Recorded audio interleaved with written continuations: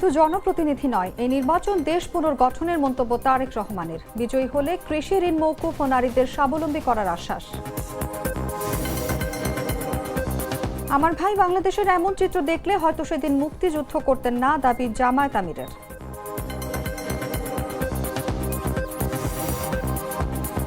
জাতীয় নির্বাচনে postal vote কার্যক্রম চলছে পুরোদমে। দেশে পৌঁছেছে 4,22,000 প্রবাসীর ব্যালট।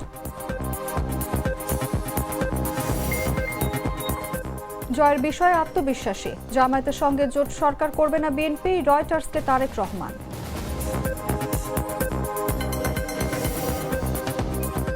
এবং টি-20 বিশ্বকাপ শুরু, প্রথমবারের মতো নেই বাংলাদেশ। ক্রিকেটারদের সঙ্গে অপমান করা হয়েছে আমাদের জাতিকেও, বললেন ডাক্তার শফিকুর রহমান।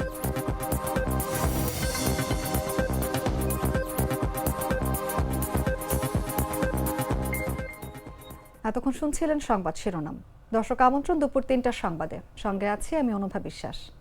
তো মশলা বদলে ফেলেছি, এবার আপনিও বদলে ফেলুন। একবার প্রাণ গুঁড়া মশলা ব্যবহার করেই দেখুন। চলে যাচ্ছি বিস্তারিত খবরে। দেশের মানুষ ফেব্রুয়ারির 12 তারিখ ভোটের হারানো দিনের অধিকার ফিরে পেতে যাচ্ছে বলে মন্তব্য করেছেন বিএনপির চেয়ারম্যান তারেক রহমান। তিনি বলেন, এই নির্বাচন শুধু জনপ্রতিনিধি নির্বাচন নয়, দেশের পুনর্গঠনের নির্বাচন। শনিবার দুপুর 12টার দিকে ঠাকুরগাঁও সরকারি বালক উচ্চ বিদ্যালয় মাঠে নির্বাচনী জনসভায় প্রধান অতিথির বক্তব্যে তিনি এসব কথা বলেন। এ সময় তারেক রহমান বলেন, বিগত 3টি নির্বাচনে মানুষের প্রত্যাশা পূরণ হয়নি, তবে এবার সময় এসেছে জনপ্রতিনিধি নির্বাচন আর দেশ পুনর্গঠনে হাত দেওয়ার। তিনি বলেন, দেশকে অর্থনৈতিকভাবে স্বাবলম্বী করে গড়তে চাই, এজন্য ফ্যামিলি কার্ড দেওয়া হবে, যার মাধ্যমে নারীরা স্বাবলম্বী হবে। এছাড়া কৃষকদের জন্য কৃষক কার্ড দেওয়া হবে, এতে কৃষক সহজে ঋণ, সার, ফসলের বীজ পাবেন। 12 তারিখ ধানের শীষকে বিজয় করলে 10,000 টাকার কৃষি ঋণ মওকুফ করা হবে বলেও প্রতিশ্রুতি দেন তিনি। তারেক রহমান বলেন, দেশকে সামনে এগিয়ে নিতে চাই, দেশের মানুষকে সঙ্গে নিয়ে দেশকে পুনর্গঠন করতে চাই। এই কাজ করতে হলে জনগণের সহযোগিতা প্রয়োজন, কারণ দেশের মালিক জনগণ। তাই পরিকল্পনা বাস্তবায়নে ধানের শীষে ভোট চাই। যাকে ঘিরে টেকনাফের প্রিয় নেতা আমাদের পার্টির চেয়ারম্যান জনাব তারেক রহমান।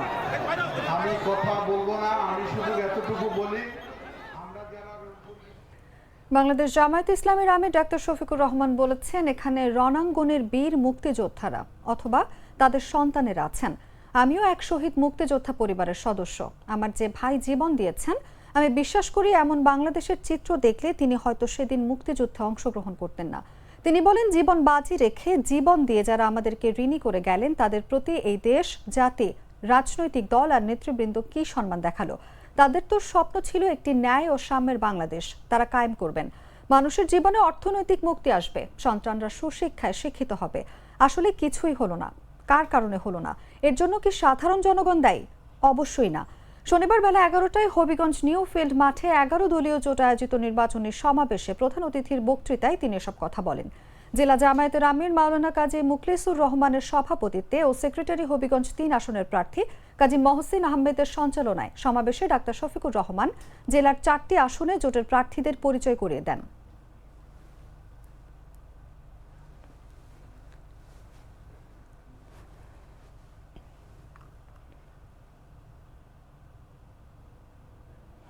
হাদি হত্যার বিচারের দাবিতে আন্দোলনকারীদের উপর প্রশাসন অতিরিক্ত বল প্রয়োগ করছে বলে দাবি করেছেন ঢাকা 6 আসনের বিএনপি মনোনীত প্রার্থী ইশরাক হোসেন।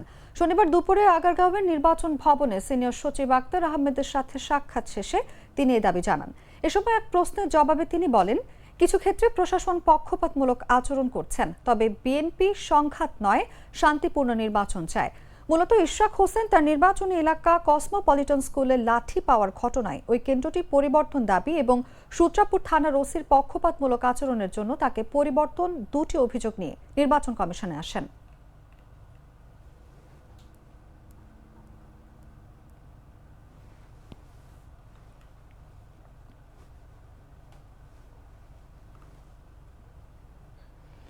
আসন্ন জাতীয় সংসদ নির্বাচনকে কেন্দ্র করে পোস্টাল ভোট বিডি মোবাইল অ্যাপের মাধ্যমে প্রবাসী ও দেশের অভ্যন্তরে থাকা ভোটারদের ডাকযোগে ভোটদান কার্যক্রম পুরোদমে চলছে।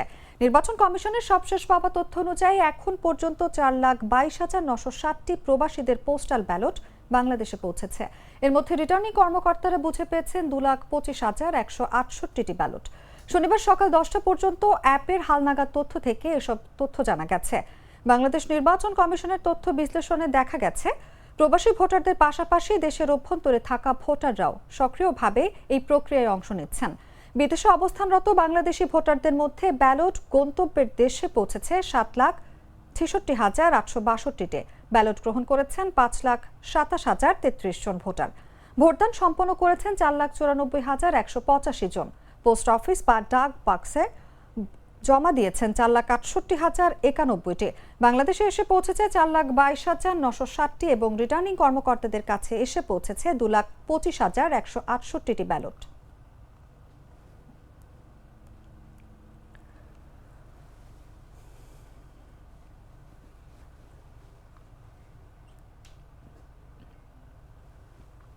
নাটা জেলি আর পানীয়র এক অসম কম্বিনেশন। ড্রিঙ্কো চিল থাকতে চান, ড্রিঙ্কো চাবান।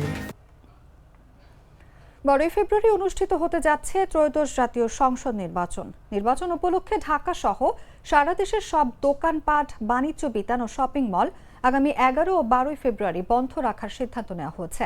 শনিবার এক সংবাদ বিজ্ঞপ্তিতে এই তথ্য জানায় বাংলাদেশ দোকান ব্যবসায়ী মালিক সমিতি। সংবাদ বিজ্ঞপ্তিতে বলা হয়, আগামী বৃহস্পতিবার 12 ফেব্রুয়ারি ত্রয়োদশ জাতীয় সংসদ নির্বাচন ও গণভোট অনুষ্ঠিত হবে। নির্বাচন উপলক্ষে ভোট গ্রহণে সাধারণ মানুষের অংশগ্রহণ নিশ্চিত করতে এবং ভোটাধিকার প্রয়োগের সুবিধা দিতে সরকারি সিদ্ধান্তের সঙ্গে সামঞ্জস্য রেখে আগামী বুধবার ও বৃহস্পতিবার সারা দেশে দোকান, বাণিজ্য বিতান ও শপিং মল বন্ধ রাখার সিদ্ধান্ত নেওয়া হয়েছে। এছাড়া শিল্পাঞ্চলের বিভিন্ন প্রতিষ্ঠানের শ্রমিক ও কর্মচারীদের জন্য 10 ফেব্রুয়ারি মঙ্গলবার সাধারণ ছুটি ঘোষণা করেছে শ্রম ও কর্মসংস্থান মন্ত্রণালয়। এর ফলে 10, 11 ও 12 ফেব্রুয়ারি টানা 3 দিন ছুটি থাকবে শিল্প কারখানার শ্রমিকদের।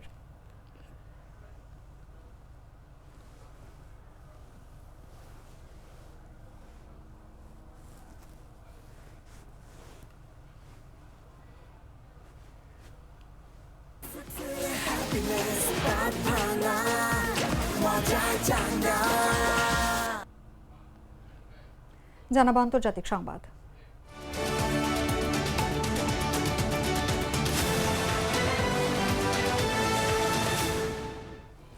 বাংলাদেশের প্রধানমন্ত্রী পদে প্রধান প্রতিদ্বন্দ্বী হিসেবে অংশ নিচ্ছেন বিএনপির চেয়ারম্যান তারেক রহমান।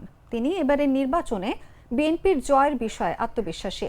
একই সঙ্গে নির্বাচনের পর প্রধান প্রতিপক্ষ জামায়াতে ইসলামীর সঙ্গে কোনো জোট সরকার গঠনের প্রস্তাব নাকচ করেছেন। 60 বছর বয়সী তারেক রহমান দীর্ঘদিন লন্ডনে নির্বাসিত থাকার পর দেশে ফিরেছেন। তিনি বলেন, আমি আমার রাজনৈতিক প্রতিপক্ষের সঙ্গে সরকার গঠন করব কিভাবে, বিরোধী দল কে হবে। তার মতে, নির্বাচনে জামায়াত যদি বিরোধী দল হয় তাহলে সেটি একটি ভালো বিরোধী দল হবে। বিএনপি আশা করছে নির্বাচনে 300 আসনের 2/3 বেশি জয়। 292টি আসনে তাদের প্রার্থীরা সরাসরি লড়াই করছেন। বাকি আসনে জোট শরিকরা অংশ নিচ্ছেন। তবে সরকার গঠনের জন্য প্রয়োজনীয় পর্যাপ্ত আসন নিশ্চিত থাকবে বলে তারা আত্মবিশ্বাসী। সব জনমত জরিপে বিএনপির জয়ী হওয়ার আভাস দিচ্ছে। তবে জামায়াত নেতৃত্বাধীন জোট তাদের শক্ত চ্যালেঞ্জ দিতে পারে। তরুণদের নেতৃত্বে এনসিপি পার্টি জোটে অংশ নিয়ে নির্বাচনী লড়াই করছে।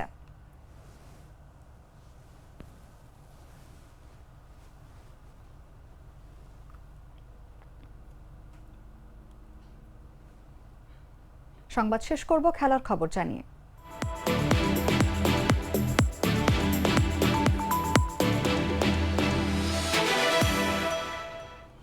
টি-20 বিশ্বকাপের 10ম আসর আজ শুরু হলো। তবে প্রথমবারের মতো এই আসরে বাংলাদেশ অংশ নিচ্ছে না। নিরাপত্তাজনিত কারণে ভারতের পরিবর্তে শ্রীলঙ্কায় খেলার প্রস্তাব জানিয়েও আইসিসি সেই দাবি নাকচ করেছে। বাংলাদেশকে বিশ্বকাপ থেকে বাদ দেওয়াকে দেশের ক্রিকেটারদের সঙ্গে জাতিকেও অপমান হিসেবে দেখেছেন বাংলাদেশ জামায়াতে ইসলামীর আমির ডাক্তার শফিকুর রহমান। তিনি ফেসবুকে লিখেছেন, আজকের দিনটিতে স্বাভাবিকভাবে আমাদের চোখ থাকতো টিভি স্ক্রিনে, টাইগারদের মাঠে লড়াই ও বিজয়ের আনন্দ দেখতে, কিন্তু আন্তর্জাতিক মঞ্চ থেকে আমাদেরকে দূরে রাখা হয়েছে। ডাক্তার শফিকুর রহমান ক্রিকেটারদের হতাশা কাটিয়ে উঠতে প্রেরণা দিয়েছেন। তিনি বলেন, দেশের মর্যাদা ও স্বপ্নের সঙ্গে কোনো আপোষ নেই, কোনো শক্তির কাছে হার মানা হবে না। বাংলাদেশকে আবার আন্তর্জাতিক মঞ্চে মর্যাদার আসনে ফিরিয়ে আনা হবে ইনশাল্লাহ। পোস্টের শেষ অংশে তিনি দেশবাসীকে আশ্বস্ত করেছেন, বাংলাদেশ ফিরবে মাথা উঁচু করে, গর্ব ও সম্মানের সঙ্গে। বাংলাদেশ বাদ পড়ায় বিশ্বকাপে অংশ নিচ্ছে স্কটল্যান্ড এবং পাকিস্তানও ভারতের বিপক্ষে ম্যাচ বয়কটের মাধ্যমে বাংলাদেশের প্রতি সংহতি প্রকাশ করেছে।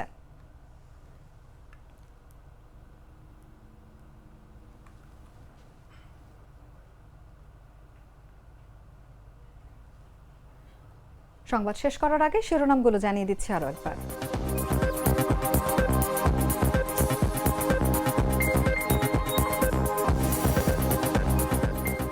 শুধু জনপ্রতিনিধি নয়, এই নির্বাচন দেশ পুনর্গঠনের মন্তব্য তারেক রহমানের। বিজয়ী হলে কৃষি ঋণ মওকুফ ও নারীদের স্বাবলম্বী করার আশ্বাস।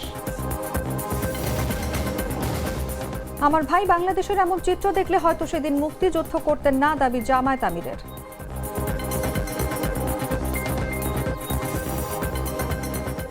জাতীয় নির্বাচনে পোস্টাল ভোট কার্যক্রম চলছে পুরোদমে। দেশে পৌঁছেছে 4,22,000 প্রবাসীর ব্যালট।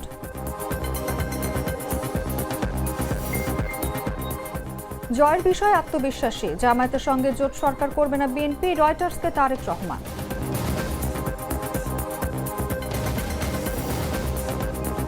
এবং টি-20 বিশ্বকাপ শুরু, প্রথমবারের মতো নেই বাংলাদেশ। ক্রিকেটারদের সঙ্গে অপমান করা হয়েছে আমাদের জাতিকেও, বললেন ডাক্তার শফিকুর রহমান।